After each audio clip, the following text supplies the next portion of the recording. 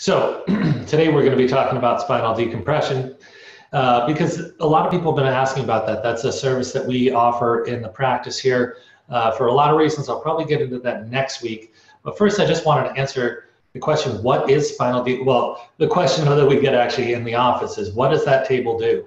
Or what is that table for? And it's for spinal decompression. And so first I wanted to answer the question, what is spinal decompression? So spinal means spine, right? So that's pretty easy to figure out. Decompression means to, right, decompress, like, you know, compression, things are squeezed together, compressed. And in between each of our vertebrae, we have a disc that acts as a shock absorber, allows us to have mobility, allows us to take compressive force. But a lot of us, actually quite a high percentage of adults, are walking around with disc herniations, whether it be in their neck, whether it be in their low back. Mid back is less common. Low back tends to be the most common, and that tends to happen more in guys than gals for a variety of reasons. Typically, the mechanism of injury is going to be a bend, lift, and twist, where we're bending down, we're coming back up, and we're twisting. That's going to put the most pressure on the posterior part of the disc, the back part of the disc, where it will herniate. And when that happens, it can, for some people, cause no symptoms. For most people, it's going to be really uncomfortable, anywhere from really bad low back pain, if it's in the low back, or in the neck. It can cause incredibly severe neck pain. And or what is most common is, you know, you hear sciatica. That can come from a number of different locations, but when you have pain going down your leg, numbness or weakness or tingling into the back of the leg all the way down to the foot, or it can be actually the front side of the leg all the way down into the foot. And it's really unpleasant, and it can affect your ability to do things that you want to do or need to do at work. It can affect the things that you are doing with your families or friends in terms of activity.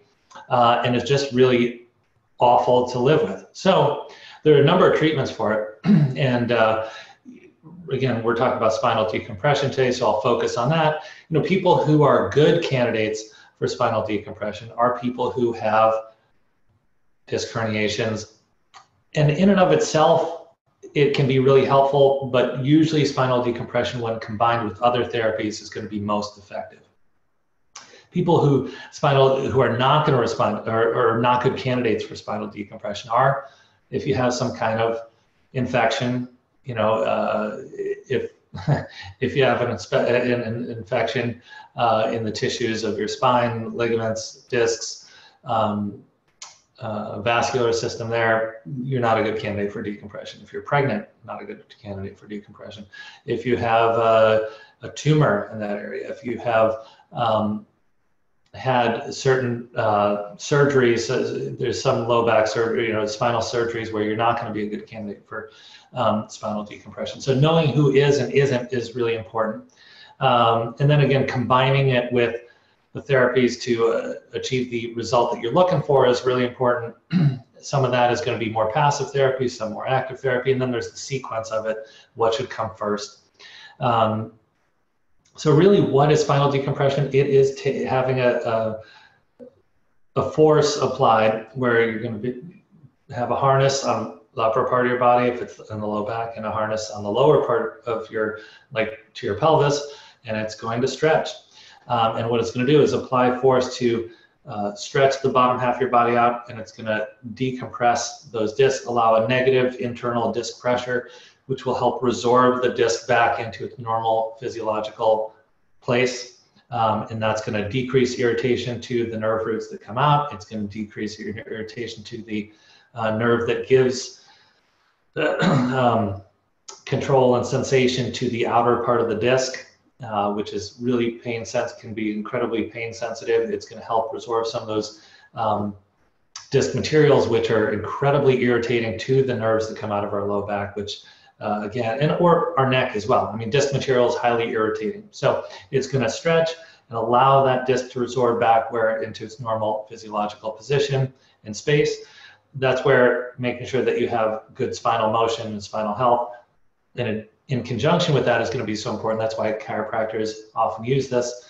is an adjunctive therapy, because you got to get your spine working the right way and then decompress, because if you're just decompressing and coming back to an abnormal position or abnormal motion, you're going to keep re-injuring yourself. And then there are other more passive therapies that are going to take down inflammation, take down some of that irritation to those nerve roots that are causing either the sciatic pain, or if it's in your neck, causing pain, searing pain down your arm, numbness and tingling into the fingers. So spinal decompression can be highly effective as a standalone for sure, but in my experience and really what the literature shows is as an adjunctive to additional therapies. So that's really the short of it for today, what spinal decompression is. It's decompressing the disc, allowing it to restore and return to its normal physiological space so that it can take stress, pressure, irritation off of the nerves that are causing the symptoms like sciatica, pain down the arm, things like that. That's kind of the mechanism and what it is. Like I talked about, there are people who are good candidates and not good candidates. I hope I covered the not good candidates. Next week, what we're going to talk about is who really are great candidates for spinal decompression and who has done the best with it and what that might look like in conjunction with other therapies like I talked about. So if you have questions about spinal decompression, I'm going to encourage you to post them here on the Facebook page. And I'll be happy to answer those questions. We're also going to upload this video to YouTube. If you are not if you haven't subscribed to our channel, please do that, because then you'll get a notification when we record these. If you're not on Facebook, you'll get a notification. Hey, we just recorded this on spinal decompression, frozen shoulder, ear infections, whatever it is. You'll get that notification through your Gmail account or YouTube account. And we will be back here next week for part 2 of spinal decompression. I'll probably post a few things on the Facebook page as well, but please ask questions. You know, we get questions here in the office, but not everyone's in our office, and I want to be able to answer those questions to get you or someone that you care about the most effective care possible. So till next week, I'm going to sign off, but 1:30 next Thursday, we'll continue part 2. For those of you who are watching this afterwards on Facebook Live, also feel free to comment and ask questions, and we'd be happy to answer those. If you haven't liked our page on Facebook, please go ahead and do that. That way you'll get notifications what we'll be talking about each week, and you'll get notifications when we're about to go live. And if you haven't subscribed to our YouTube channel yet, go ahead and do that. That way you'll get a chance to also, if you're not on Facebook when we're doing this, or if you prefer to watch it on YouTube, you'll get a notification when we've uploaded this video up to YouTube. So last week we talked about decompression. We talked about what it is, how it works. We talked about some people. For those of you, well, I'll just reintroduce what we're talking about today, because I think we started recording, but maybe weren't quite on Facebook Live yet. So last week we talked about decompression.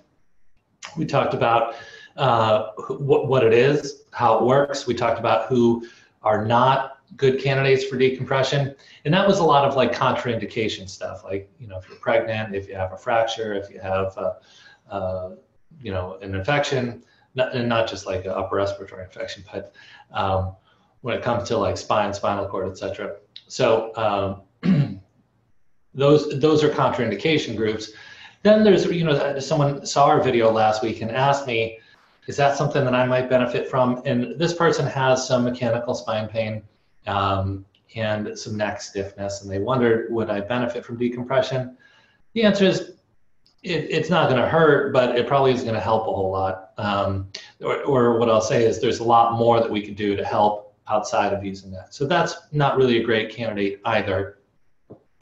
But what we did touch on before we concluded the last video were people who have disc herniations in their neck, disc herniations in the low back, having symptoms like sciatica or numbness and tingling in the fingers, hands, arm, or pain down into the arm, which can come from disc herniations. Those are people who, and particularly if they've, them in and of themselves may benefit from decompression.